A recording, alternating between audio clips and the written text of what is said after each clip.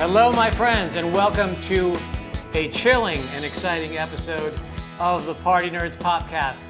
I'm Richard Gabai and Robert Carradine. We are coming to you live from a triple secret location high in the Hollywoodland Hills. We have an amazing guest today that needs no introduction, but I'm going to introduce him anyway. Director, composer, writer, and by the way, actor. The legend himself, John Carpenter. Yeah. Hey guys, what's happening? You're happening, man. Hey now, easy. Okay. Longtime friend of Robert Carradine, you forgot to mention that.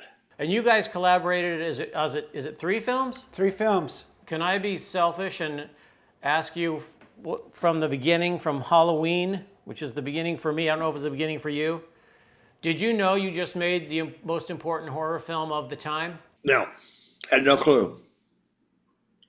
We're just trying to make a movie. We're just kids trying to make a movie. And following in the path of that famous actor, Robert Carradine, who'd already been way ahead of me. I mean, this guy worked with John Wayne and the Cowboys. How much more famous can you get? Oh, gosh. Thanks for the reminder, man. Well, that was a really good movie, Bob. Thank you, John. I definitely enjoyed it a great deal. They taught me how to ride a horse. Yeah. And in this business, you need to know how to ride, and then when you get thrown off, you need to know how to get back on. That's right. Ooh. I knew that you were going to be in our show, so I started with accessing my memory banks, what's left of them. And I don't know if you remember this, but the first time we worked together was on Body Bags. And at the penultimate moment in that story, for me, for character Jim, was to have the lift for the automobile come down and squish me. And you were trying to figure out how to do that without actually squishing me. And it was kind of a conundrum. And then I came up with an idea. Why don't we get a couple of those cinder blocks over there, stick them to where the lift can't go any lower, and I'll just lay down, and you get your guy with the Hudson sprayer to spray a bunch of blood out like I got squished. Do you remember that? I remember what you're talking about. See, I wasn't so concerned about how to do it. I just wanted to drop it on you. But, you started talking about how to survive that shot. So that changed everything for me. But I remember it clearly, Bob. We were out there in the middle of nowhere. Yeah. Because it was supposedly a deserted gas station. Yeah, which it actually was. We built it, Bobby. We built it. Oh, I thought that was... Wow. See, this is actor time for you. That's okay, though. It's okay. I remember that. You were really good in that evil role. Oh, thank you, John. It's because of your blistering direction. That's right. Blistering it was. That was 90. Yeah, it might have been 91 or 2 if I had a kid with me. Do you remember if I had a kid with me? I don't think you did. Yeah, I think it's 90.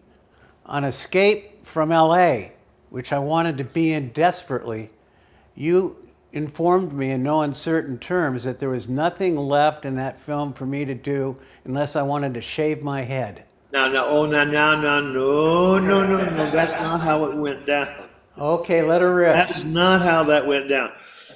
You wanted to be in the movie, and I didn't respond one way or the other. And all of a sudden, this note arrives from Robert Carradine and saying, how about this look? And there he was in a bald head. And I thought, oh, this is great. He's going to shave his head. No, he did not. He did not. He wanted to keep his beautiful long hair. So it was a skull cap. Yeah, you hated the idea of a skull cap because you said they always look fake. It did. But, it didn't. My skull cap didn't. I wanted to see I was going to be there for the shaving. Ah. Well, I remember I came down to the set, and your makeup artist, Westmore, I can't remember which one it was. I don't remember. He shellacked my hair down to where it was completely flat on my skull, and then he placed the skull cap on. And I think the part of that installation that made it really work was he had this like little sponge, and he put stipple all over the skull cap, so it looked like I'd actually shaved my head. That's pretty good. Yeah, I didn't realize that. Well, I found you on the set, and I said, John, and you said, you've shaved your head. I said, nah, man, this is a cap. And you were proud of that, weren't you? You were proud of yourself.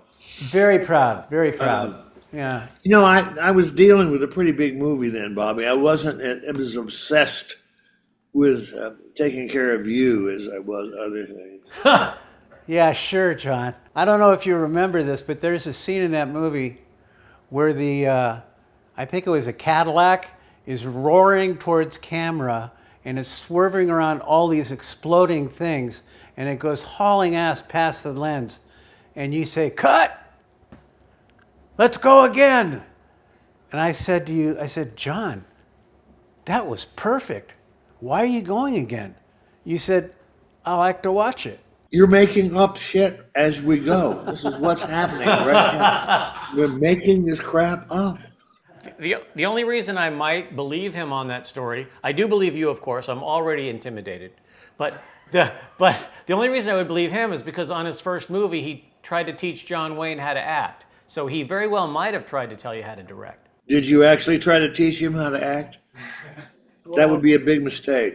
That's an inaccurate memory of my dear co-star friend Richard Gabai. You said those words. What I did was I tried to help him correct the way he was saying his line. Okay, tell me how he was saying his lines. What was the line anyway? Okay, the line was to me, get back up on that fence where you belong. Now you, to the other kid. I go, hold on a second, Mr. Wayne. You can't tell me to get back on the fence where I belong. I'm the head kid. You should just tell me to get back on the fence. And he stopped dead cold in his tracks. He started out by saying, Carradine, you're a bigger ham than your old man ever was. And that's how he started, and he let me have it to the point where it moved me to tears. Uh-huh. Yeah, your dad was in a bunch of John Ford movies with Wayne. Yes, he was. He was part of the, what do you call that? The John Ford company. He was part of the company. He was. Indeed, he was. He was in a movie I saw when I was a youth called Invisible Invaders. Have you ever seen that movie, Bob? I haven't even heard of it. Put it on the list. Wow. Right, I got to put it on the list. It's about an invasion from the moon, except everybody on the moon is invisible. Yeah. That's the way they come down and inhabit dead bodies.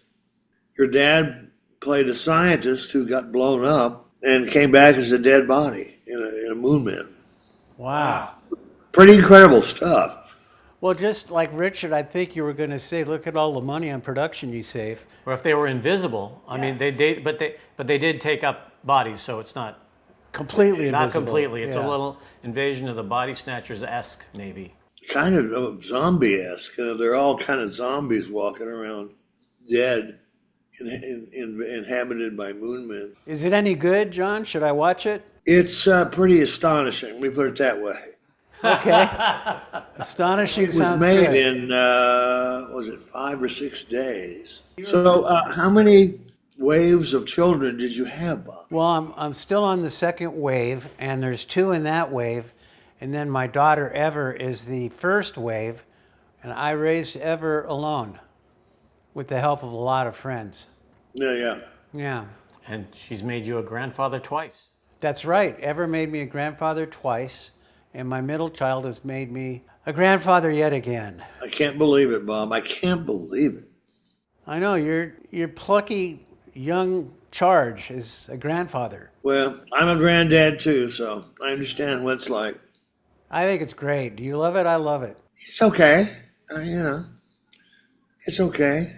I don't know. It has its bad moments. It has its good moments. Well, the bad moments you just give the kid back to the parent. Well, that's true. That's absolutely true. Yeah. So do you remember on Ghosts of Mars? We were shooting nights. I know you remember that. Oh, yeah. I had my wife and kids out there. Oh, yeah, I remember that. Yeah, well, I think the reason you remember that is because she called you at like 10 That's o'clock. correct. At 10 o'clock in the morning to find out where to get the key for the rec room or whatever we had. That's right. That's right. That's what it was. I And love I that had you no remember clue what she that. was talking about or who she was or where I was. Yeah, sorry about that, John. That's okay. That's really all right, Bob. Yeah. On a side note, so one of my oldest friends is Malcolm Danar. Oh, yeah, yeah. Yeah, and he's definitely proud of Christine, and I think it brings him to some autograph shows, which he really enjoys. Oh, he should be proud. He did a good job in Christine. Yeah, he's a good actor and he's a good dude. Starman. Oh, Are yeah. you reading my list of credits, Bob? Why are we talking about them? No. I want to talk more about Bobby's ex-wife. What else? Because I do too. I want to talk more about Bobby. Yeah, because I mean, the thing is, he's okay. Indulge me for a minute. I produced a movie for Fox in 2005, and that's when I met Bobby. And I wanted to meet Bobby because he was one of my heroes. Because when we first moved to California, my parents dropped us off at the Edwards Cinema in Costa Mesa to see the Cowboys with $3, which was enough for me and my brother to get into the movies and to buy popcorn. So I met Bobby when I was a real little kid at the movies. And then, of course, what was the year of Revenge of the Nerds? 1984. Yeah, so I'm in the middle of college when Revenge of the Nerds comes out, which becomes the funniest movie I'd ever seen. So when I got out of college, decided I was going to make movies, I ripped off his movie and made Assault of the Party Nerds a complete Revenge of the Nerds ripoff. And where was I going with this? I don't know, Richard. What were we talking about? We were talking about John Carpenter. Yeah, no, we're not allowed to talk about John Carpenter Oh, okay. because we're not talking about him all the time. I wanted to fanboy out, and I'm not doing it anymore.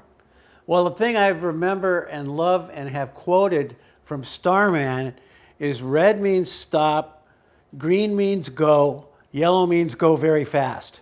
Yes, that's correct. Okay, I never forgot that, John. true. Yeah, I had a great time on that movie. I'll bet you did. With Jeff Bridges was terrific. Have you ever worked with him, Bob? Almost. We were going to cast him and his brother Bo in the Long Riders to play. That's right. But it didn't work out, huh? Well, it didn't work out because Jeff didn't want to be the guy that shot Jesse James in the back. You know, he chickened out. That's a motif. Then your brother didn't want to be in the Cowboys because he didn't want to shoot John Wayne in the back. Yeah. Now me, I'll shoot anybody in the back. I know, including me. What's on the wall there? I see two guitars, Yeah, two guitars. poster to your right. Yeah, what that is the original French poster to The Creature from the Black Lagoon. I was a big, my dad who really got me interested in the arts, one of the first things that I fell in love with him was the Universal horror films. And, Yeah. my wife happens to be French, and The Creature from the Black Lagoon is our favorite film. So when I found that poster, I had to have it. Ooh la la, I don't blame you. Exactly. And the other junk here is, my Daytime Emmy combined with my USA Up All Night B- movie award, which you only get if you've made some really important crap. Is that right? These are my two, and the best award is being pals with, besides my wife and kids, which really, truly are my biggest award, being pals with Bobby. How did you two meet? Oh yeah, so we met, I produced a movie for Fox called Supercross in 2005, and Bobby was in the movie. Wow. Don't tell the guitar story. No, we walked up, I introduced myself, I thanked him for starting my career because I started it by ripping off his film. And then we weren't in touch, and then I made a movie with Christopher Lloyd and Wes Studi and Veronica Cartwright, a digital 3D adaptation of Call of the Wild, modern day. And we premiered at the Santa Barbara Film Festival. And I knew that Bobby lived in Santa Barbara, and we had sort of hit it off and never really reconnected. So I said, hey, we're coming up to Santa Barbara. Do you want to come to my premiere? And it was a wonderful premiere. Yeah, big house. And the funny thing is the entire cast was there, and it was at that giant theater with 1,500 seats. The Granada. The Granada. No, the Arlington. The Arlington Yeah. in Santa Barbara. And poor Chris Lloyd showed up, and he saw this line all the way around the building, and he kept going. So he didn't like crowds. But my buddy Robert Carradine was on the red carpet, and we had a dinner with my wife and your now ex-wife Edie. And the rest is history. The rest is history. Yeah, the rest is history. But you know, there's a nice cap to this story. I had gone through a rough patch, and Richard somehow knew that, but he called me up in 2016 and he says, "Hey man, are you ready to get back to work?" And I wasn't, but of course I said, "Of course, I'm ready." So he took me out to New Mexico, and we made a feature Western film called Justice, and I squeaked through.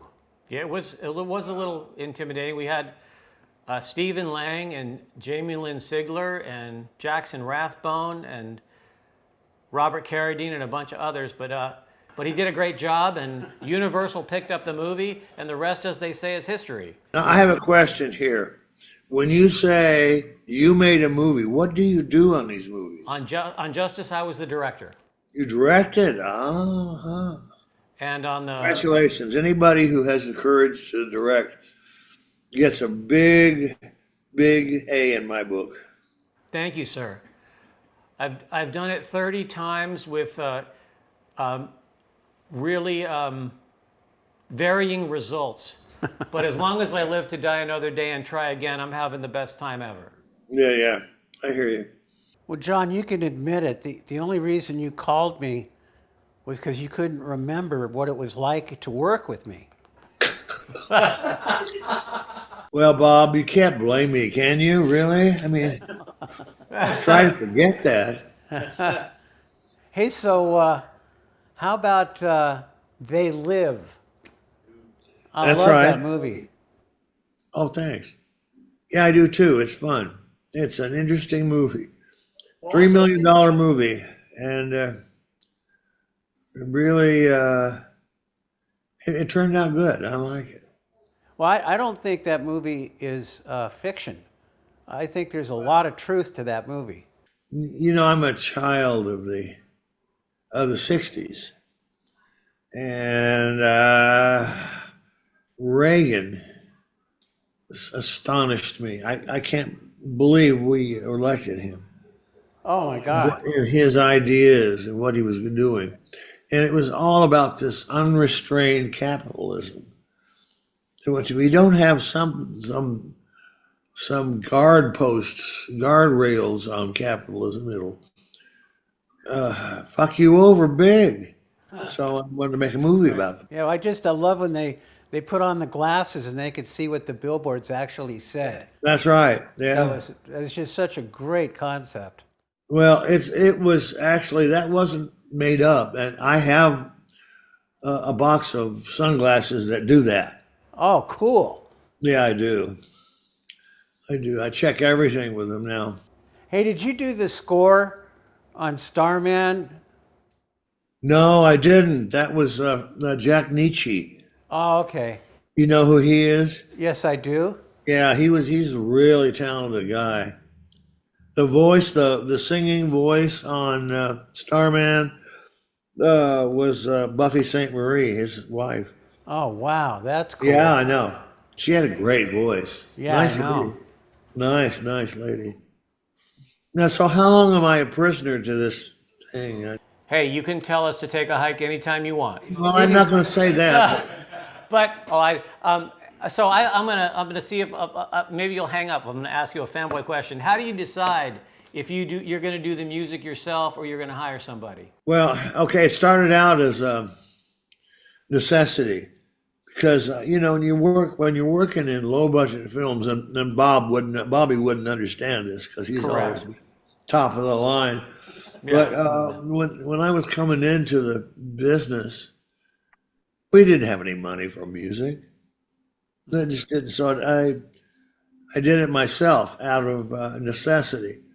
And I don't have I have mediocre chops. I'm not that good. So I had to do stuff that was really simple that I could play. And that's what you get in those early scores. That's what you get at all my scores. But I was doing it, and then at some point there, it became a creative expression, part of making the movie. Right. I just kept doing it. And it wasn't even a question, except when the studios didn't want me to do it.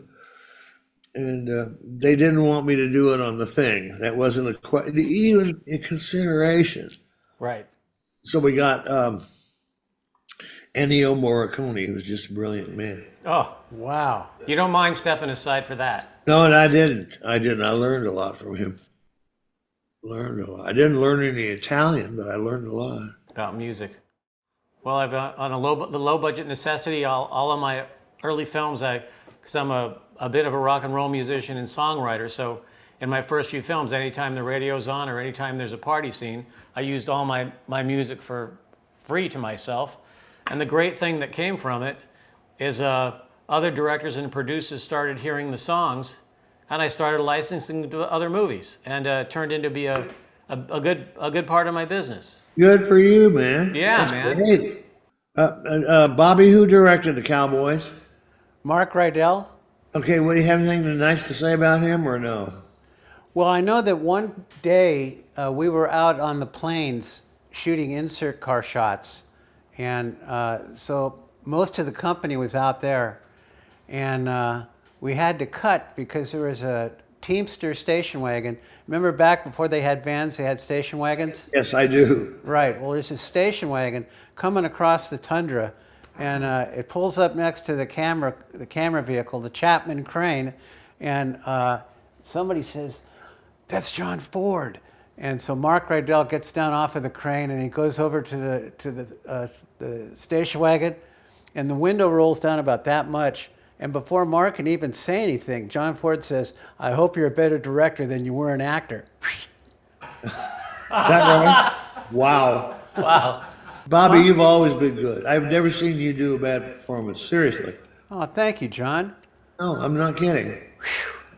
Very recently that you received a star on the Walk of Fame that you should have had 20 years ago. Yes, it's a recent thing. Yes, I did get it. That's pretty phenomenal and beyond well-deserved. And we need to get one for Carradine here. He can't be the only Carradine without one, right? Yeah, exactly. I think so. I really do. There's I three do too. Carradines on the Walk of Fame, John. So your dad and David and you? No, and Keith. Keith. Oh. Keith Yeah. got one because he was doing the Will Rogers Follies at the Pantages. So they gave him a star. Uh-huh. See, if I get a big enough show, the show will get me a star, right? That's how it works, right? I see. Well, go find a good show, big show. I'm looking, man. Yeah, I know. It's tough. It's a weird business nowadays. I don't know if you're aware, but it's so different. Yeah, it really Actors is. are coddled, though. They're coddled pieces of shit. You don't know what goes on. You have no clue what goes on. But when I made my first movie, I had to rent all the gear. I had to buy film. I had to take it to a lab. There was no video tap. Yeah. I wrote it we had to write on typewriters. And we cut on flatbeds. And if you changed an edit, we're syncing the sound in the two reels. Before you changed an edit, you went to lunch and thought about it because it was going to create a lot of work. And we were doing the cutting ourselves. It wasn't like, let me look at the scene 15 different ways within 5 minutes. Yeah, right. You ever work on a moviola? We sunk dailies on a moviola. Oh, see, that's bullshit. You never cut on a moviola. You don't know pain. You have no clue about pain. Yeah, I did. We had a flatbed. We had a Steenbeck. Oh man, Luxury. you were in Cadillacville then. Yeah, I know. Do I get extra points for cutting my finger once on the splicer? Oh, did you? Oh yeah. It's fun, isn't it? Oh yeah. It's great to have you on the show. Well, thank you very much. Thank you very much. I think we've probably tortured him long enough. Yeah, John, we love you, man. Don't ever change. The check's in your mouth. I have to go pee, but before I do, I just want to thank both of you for having me and talking to me. And Bob, I love you, man. I do. I love you too, John. Terrific. And your turn as an evil gas station guy was one of the great roles in cinema. I loved it. I'm really glad you put me in it, John. From nerd to killer, you can't get better than that. John Carpenter. Take it easy.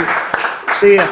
Ladies and gentlemen, that concludes a phenomenal episode of Party Nerds Popcast. Richard Gabai, Robert Carradine, and the legend John Carpenter. Thank you, John. Thank you, Bye-bye John. now. Oh my God, was that a trip?